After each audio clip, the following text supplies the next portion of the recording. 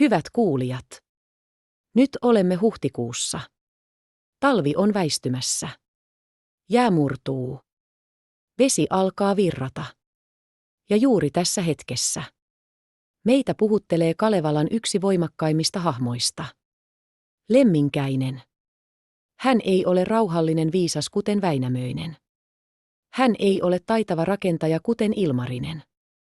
Hän on liike. Hän on tuli. Hän on rohkeus. Matkaan lähtemisen voima. Kalevalassa Lemminkäinen ei jää paikalleen. Hän lähtee.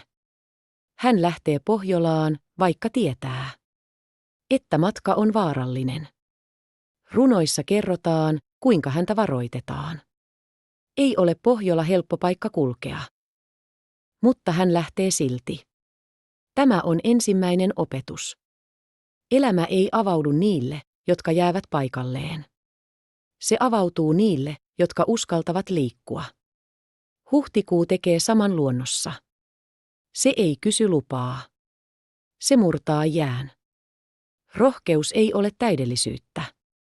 Lemminkäinen ei ole täydellinen. Hän on impulsiivinen. Hän tekee virheitä. Hän uhmaa kohtaloa. Ja juuri siksi hänen tarinansa on meille tärkeä. Kalevalassa ei kuvata täydellistä ihmistä. Se kuvaa elävää ihmistä. Rohkeus ei tarkoita sitä, että kaikki menee oikein. Rohkeus tarkoittaa sitä, että uskaltaa toimia, vaikka ei tiedä lopputulosta. Tuonelan raja. Yksi Kalevalan syvimmistä hetkistä on Lemminkäisen matka Tuonelaan. Hänet lähetetään pyytämään Tuonelan joutsenta. Tehtävä, joka on mahdoton. Ja siellä, Tuonelan virrassa, hän kohtaa kohtalonsa. Runo kertoo. Siellä mies hajotettiin. Palasiksi pantiin poika. Tämä on pysäyttävä hetki. Ei sankaruutta. Ei voittoa. Vain hiljaisuus. Hajoamisen merkitys. Miksi Kalevala kertoo tämän? Miksi sankari hajotetaan? Koska elämässä on hetkiä, joissa jokin meissä hajoaa. Unelma. Suunta. Identiteetti. Huhtikuu näyttää tämän luonnossa. Jää ei muutu vedeksi ilman murtumista. Maa ei avaudu ilman hajoamista. Hajoaminen ei ole loppu. Se on muutos. Äidin rakkaus ja uudelleen syntyminen. Lemminkäisen tarina ei pääty Tuonelaan. Se jatkuu. Hänen äitinsä lähtee etsimään häntä. Hän kerää poikansa palaset. Yhdistää ne.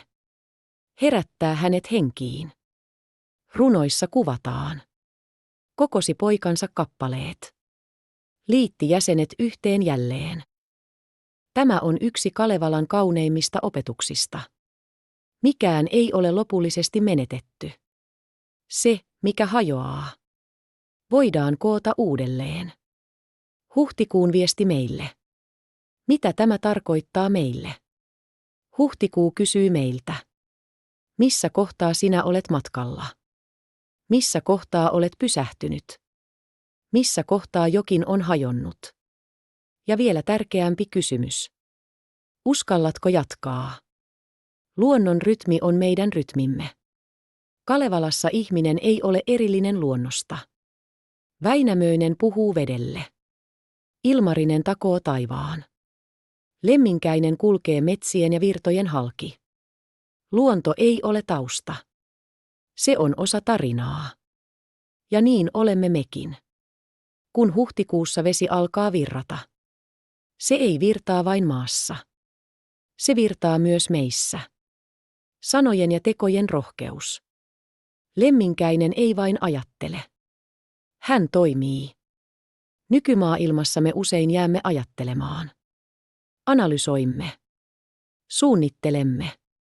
Epäröimme. Mutta Kalevala muistuttaa. Elämä tapahtuu liikkeessä. Yksi askel riittää.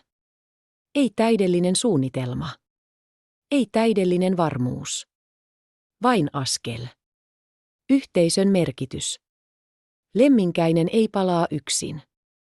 Hänen äitinsä tuo hänet takaisin. Tämä on tärkeä muistutus. Vaikka rohkeus on henkilökohtaista, selveytyminen on usein yhteistä. Kukaan ei elä yksin. Huhtikuu ei tule yksin. Se tulee yhdessä valon, veden ja maan kanssa. Päätös.